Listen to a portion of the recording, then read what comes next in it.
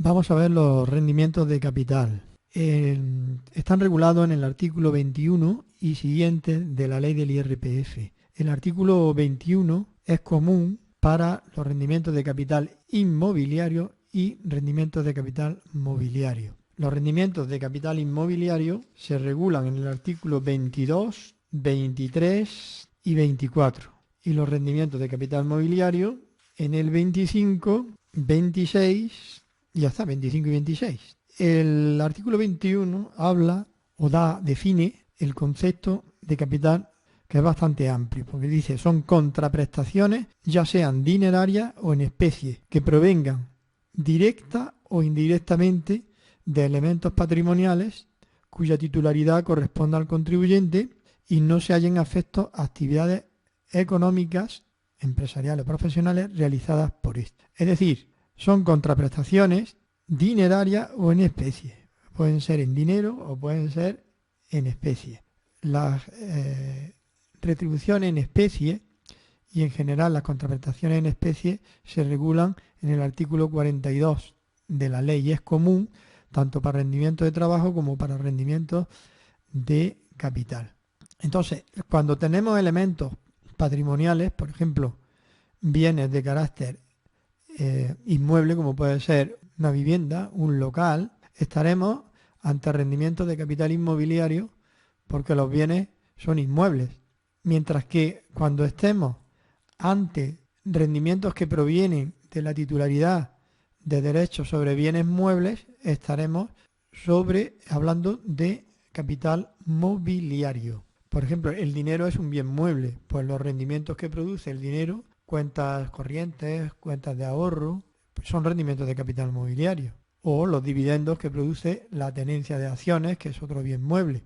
Únicamente si estos bienes están afectos a actividades económicas van a quedar exentos. No exentos, sino que van a tributar en la actividad económica, dentro de la actividad económica. Si tenemos un local en propiedad y ese local nos sirve para una actividad empresarial que estamos desarrollando, no va a producir rendimientos de capital inmobiliario, sino que se entiende que los rendimientos que produce estarán dentro de los rendimientos de actividades económicas. Y hay que tener también mucho cuidado con no confundir cuando estamos ante un rendimiento de capital y cuando estamos ante una ganancia o pérdida patrimonial. Si yo tengo acciones y me dan dividendos, son rendimientos de capital mobiliario. Si tengo un inmueble y lo tengo arrendado, es un rendimiento de capital inmobiliario. Pero si yo vendo el inmueble y obtengo un beneficio, una plusvalía por la diferencia entre el precio de venta y el coste de adquisición, lo que tengo es una ganancia patrimonial. Igual ocurre con las acciones, mientras que las tenga en el patrimonio, son rendimientos de capital. Pero si lo que hago es vender las acciones, pues por la diferencia entre el precio de venta y el de coste, tendré una ganancia o una pérdida patrimonial. La cotitularidad de bienes y el régimen patrimonial también va a afectar a la imputación de los rendimientos. Cuando estemos ante bienes gananciales, los rendimientos de capital van a tributar al 50% si el matrimonio está en este régimen, distinto a los rendimientos de trabajo y de actividades económicas que se imputan al que sea titular de los mismos. Pero en rendimientos de capital sí que si son gananciales se van a imputar al 50%. Y en los bienes privativos, pues al que sea titular. Cuando hay cotitulares, hay un régimen de imputación de rentas y se van a atribuir en proporción a la participación que tengan los comuneros, los partícipes, etc. Hay una presunción iuris tantum, es decir, que admite prueba en contrario para el que figure como titular en los registros públicos. Y en cuanto a imputación temporal, habrá que estar al periodo de generación o de imputación del IRPF. Entramos ya en los rendimientos de capital inmobiliario, artículo 22 a 24 de la ley y 13 a 16 del reglamento. Aquí tenemos un esquema de liquidación. Partimos de los rendimientos íntegros. Los rendimientos íntegros son los ingresos. A los ingresos le quitamos los gastos deducibles. Y la diferencia entre ingresos y gastos deducibles nos va a dar el rendimiento neto. Para algunos rendimientos cabe una reducción del 60% solo cuando estemos hablando de inmuebles destinados a vivienda. Arrendamiento de inmuebles destinados a vivienda va a tener una reducción del 60%, es decir, que va a tributar el 40%. Y si los rendimientos son irregulares, es decir, el periodo de generación superior a 2 años o que sean calificados como notoriamente irregulares en el tiempo, va a haber una reducción del 30%. Es decir, va a tributar el 70% de los mismos. Así, rendimiento neto menos reducciones nos va a dar el rendimiento neto reducido. Y luego habrá que comprobar el rendimiento mínimo en caso de parentesco. Y en caso de parentesco hay que tomar la mayor de los rendimientos. Porque es que los rendimientos de capital inmobiliario pueden ser de tres maneras. Los rendimientos de inmuebles arrendados, que serán los ingresos menos los gastos. Aquí caben todos los gastos deducibles, todos los gastos que son necesarios para obtener los rendimientos. Ingresos menos gastos nos va a dar el rendimiento neto y si hay reducciones, pues se aplican las reducciones. Esto es para inmuebles arrendados. Para inmuebles a disposición de sus titulares, sería la segunda clase, habría que tomar el valor catastral. Si es revisado, tomaríamos como rendimiento el 1,1% de ese valor catastral revisado. Y si no está revisado, tomaríamos el 2%. Esto es una renta presunta, no tiene nada que ver con la realidad. Por el mero hecho de tener un inmueble, por ejemplo, un apartamento en la playa, se va a imputar al titular un rendimiento de capital inmobiliario que no es real, sino presunto, y que se va a determinar aplicando el porcentaje que hemos visto al valor catastral. Aquí, en esta segunda clase, no cabe ningún tipo de gasto, porque al aplicar el tanto por ciento al valor catastral vamos a obtener el rendimiento neto ya.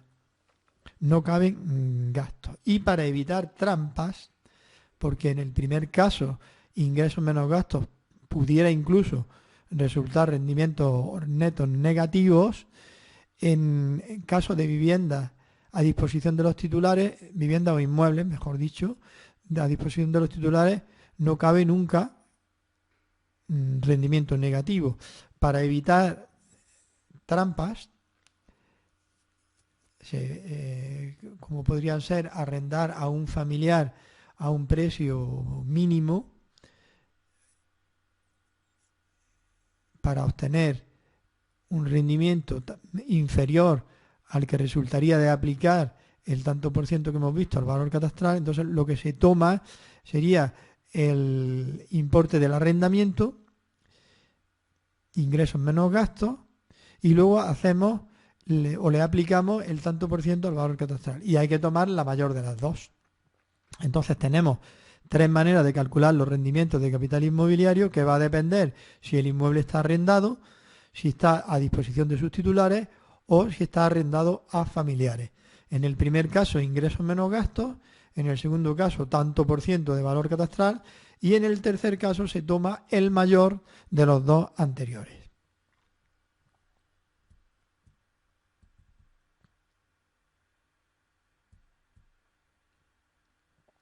En el caso de inmuebles arrendados, la enumeración de los gastos deducibles, hemos visto que para el segundo caso de inmueble a disposición de los titulares no hay gastos, solamente afecta a gastos a inmuebles arrendados. Se pueden meter todos los que sean necesarios para obtener el rendimiento. Por eso se habla de una enumeración abierta. Podemos meter los intereses y demás gastos financieros. Normalmente son los intereses de hipotecas. Ojo, una cosa es, cuando el inmueble está arrendado, poder meter el interés de la hipoteca, y otra cosa es la amortización del capital. La amortización de capital es devolución de préstamo y no es gasto deducible. Los intereses sí. Conservación y reparación, pues son gastos destinados a mantener en adecuado estado de conservación el inmueble. Pues en los pintados, revocos, arreglos. Hay que tener cuidado también de no confundir lo que son conservaciones, obras de reparación y de conservación, de lo que son mejoras, que serían inversiones. Las inversiones son amortizables, no son gasto.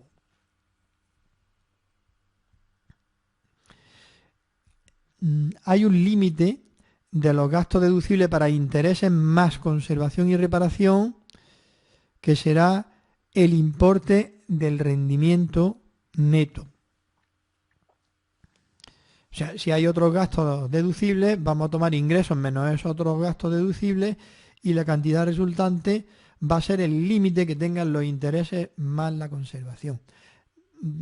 Aunque si no se pueden meter, el exceso se pueden meter en los 4 ejercicios siguientes. Ejemplo, un contribuyente tiene arrendado un local y un piso todo el año. Por el local percibe 10.000 euros y tiene gastos de financiación 9.000, reparación 2.000 y otros gastos 2.000. Y por el piso obtiene 12.000 y los gastos son 10.000 de reparación y 3.000 de otros gastos. Determinar el rendimiento neto de capital inmobiliario. Por el local quedarían 1.000 euros de gastos procedentes de financiación y reparación no deducibles en este periodo. ¿Por qué? Porque el límite serían 10.000 menos, 10.000 son los ingresos, y 9.000 y 1.000, 9.000 más 1.000 serían 10.000 menos 2.000 igual a menos 2.000. El piso serían 12.000 menos 10.000 menos 3.000 igual a menos 1.000. No cabría reducciones al ser negativo el rendimiento neto de capital inmobiliario de cada elemento. Bueno, esto es controvertido. Por ejemplo, en los libros de la Universidad de Granada, el departamento, los investigadores del departamento sí que aplican la reducción aunque el rendimiento sea negativo, con lo cual sale perdiendo el contribuyente. Es un criterio que ha seguido también la inspección y la Dirección General de Tributos. Por lo tanto, bueno, no estoy muy de acuerdo con que no quepan reducciones. Al aplicar reducción a una cantidad negativa, lo que hacemos es que sale perdiendo el contribuyente, porque la cantidad negativa que podría compensar con otro tipo de rendimientos positivos va a ser inferior. Pero esto es así porque la ley no distingue, y donde no distingue la ley, no distingue al intérprete. Bueno, otros gastos que no tienen límite serían los tributos no estatales, por ejemplo el IBI. IVA soportado en los casos que no sean deducibles. Si hay gastos de conservación y otros, pues van a ser mayor. El IVA, cuando no es deducible, es mayor gasto. Por lo tanto, si son gastos que tienen límites, pues también van a tener límites.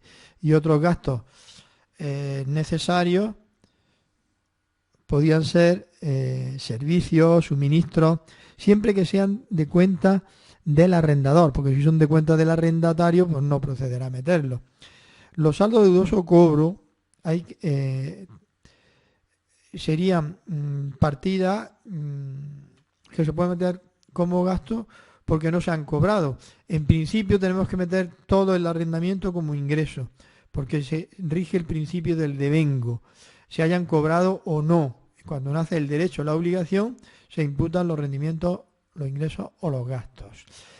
Sí que cabe, aun imputando todos los ingresos, poder meter como gasto la parte que no nos hayan pagado, siempre y cuando haya transcurrido más de 6 meses desde que nos dejaron de pagar o desde que debieron de pagar hasta el periodo del devengo del impuesto, que normalmente es el 31 de diciembre.